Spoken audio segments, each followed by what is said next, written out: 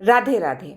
क्या आप जानते हैं कि आखिर सोमवती अमावस्या के व्रत की कथा में एक साधारण धोबन को इतना महान क्यों बताया गया है?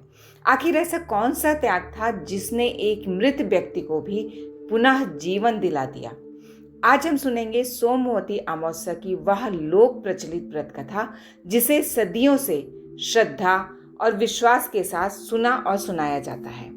यह कथा हमें निस्वार्थ सेवा, त्याग और अटूट श्रद्धा का संदेश देती है।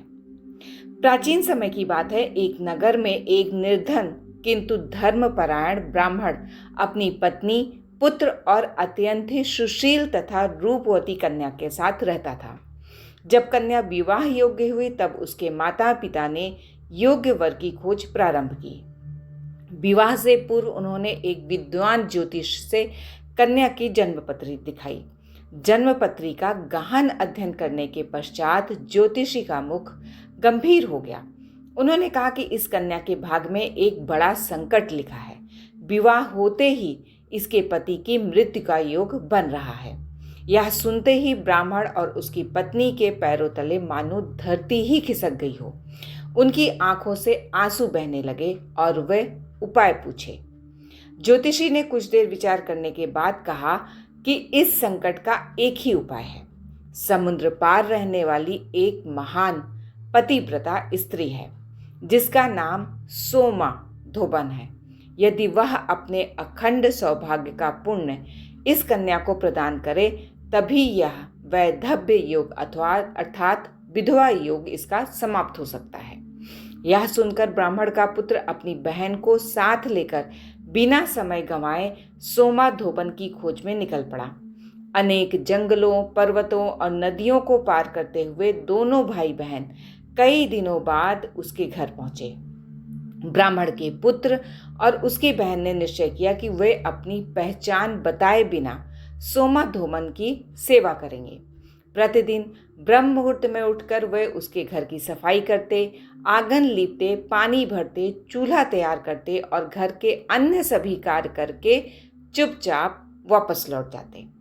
कई दिनों तक यही क्रम चलता रहा। सोमा धोबन को आश्चर्य होने लगा कि बिना किसी के बताए उसके घर के सारे कार्य कौन करता है, और अंततः एक दिन उसने इस रहस्य का पता लगाने का निश्चय किया। वह प्रातः काल एक स्थान पर छिपकर बैठ गई। थोड़ी ही देर बाद उसने देखा कि एक युवक और एक युवती अत्यंत श्रद्धा और निस्वार्थ भाव से उसके घर के सभी कार्य कर रहे हैं। उनके चेहरे पर थकान अवश्य थी, लेकिन सेवा करते समय उनके मन में कोई शिकायत नहीं थी। सोमा धोबन उनके सामने आई और प्रेम पूर्वक बोली, बेटा, तुम कौन हो? कई दिनों से मेरे घर की सेवा कर रहे हो, लेकिन कभी अपने बारे में कुछ बताया नहीं। आखिर तुम्हारा उद्देश्य क्या है? यह सुनते ही दोनों भाई बहन की आंखों से आंसू बहने लगे। उन्होंने विनम्रता से अपने माता पिता की चिंता, बहन के विवाह का संकट और ज्योतिषी द्वारा बताए गए उपाय की पूरी कथा सुना दी। उन्होंने कहा, माता, हमें बताया गया है कि केवल आपके अखंड सौभाग्य के पुण्य से ही मेरी बहन का वैधव्य योग दूर हो सकता है, इसीलिए हम आपकी सेवा कर रहे थे। उनकी करुण पुकार सुनकर सोमा धोबन का हृदय द्रवित हो उठा। उसने सोचा कि जो भाई अपनी बहन के सुख के लिए इतना कठिन कष्ट सह सकता है और जो दोनों बिना किसी स्वार्थ के कई दिनों से सेवा कर रहे हैं, उनकी सहायता अवश्य करनी चाहिए। उसने अपने परिवार की जिम्मेदारी अपनी बहुओं को सौंपी और स्वयं उन दोनों के साथ ब्राह्मण के घर चल पड़ी। कुछ दिनों बाद विवाह का शुभ मुहूर्त आया। वैदिक मंत्रों के बीच विवाह की सभी रस्में संपन्न होने लगी।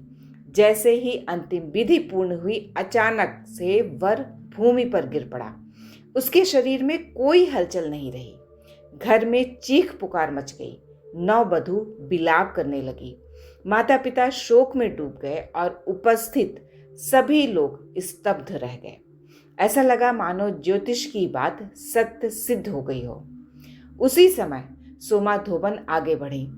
उन्होंने भगवान का स्मरण किया और मन ही मन संकल्प लिया कि यदि मैंने अपने जीवन में सच्चे मन से पतिव्रत धर्म का पालन किया है, यदि मेरे भीतर संचित सौभाग्य का पुण्य है, तो मैं उसका समस्त फल इस कन्या को अर्पित करती हूँ।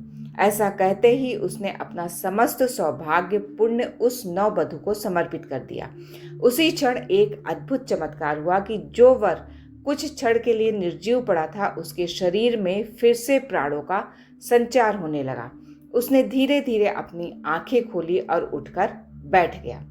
पूरे घर में भगवान की जय जयकार गूंज उठी। सभी ने सोमाधोबन के त्याग और पतिव्रत धर्म को प्रणाम किया। सोमाधोबन ने तो अपना समस्त सौभाग्य उस नववधू को अर्पित कर दिया था। इसीलिए जब वह अपने घर लौटी तो देखा कि उसके अपने जीवन में भारी विपत्ति आ चुकी है। उसके पति का देहांत हो चुका था। परिवार शोक में डूबा हुआ था।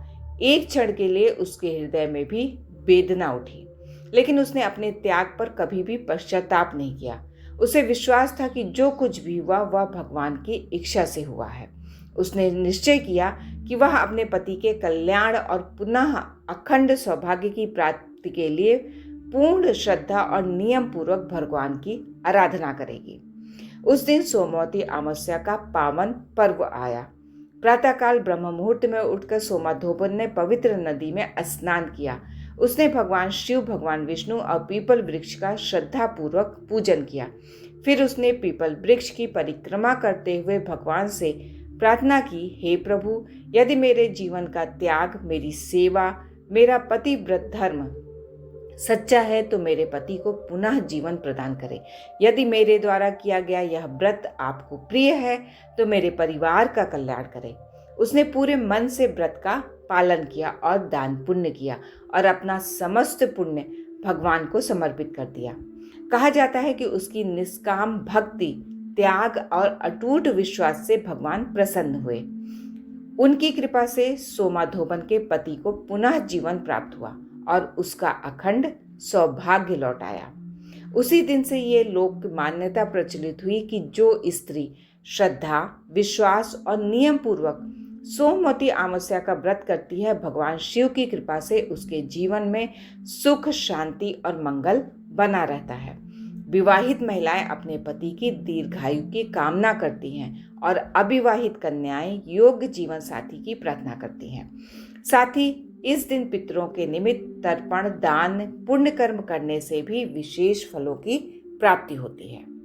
तो इस कथा का वास्तविक संदेश केवल चमत्कार नहीं, यह हमें सिखाती है कि निस्वार्थ सेवा, त्याग, करुणा, सत्यनिष्ठा और भगवान के प्रति अटूट विश्वास मनुष्य के जीवन को महान बनाते हैं। सोमाधोबन ने अपने लिए नहीं बल्कि किसी दूसरे के जीवन की रक्षा के लिए अपना संचित पुण्य तक अर्पित कर दिया। यही त्याग उसे युगों युगों तक पूजनीय बनाकर रखा है। इसीलिए यदि हम भी श्रद्धा, सेवा और सदाचार के मार्ग पर चलें तो ईश्वर की कृपा अवश्य प्राप्त होगी। यदि ये वीडियो आपके लिए उपयोगी है तो सभी के साथ शेयर जरूर कीजिएगा। फिर मिलते हैं, तब तक के लिए राधे राधे।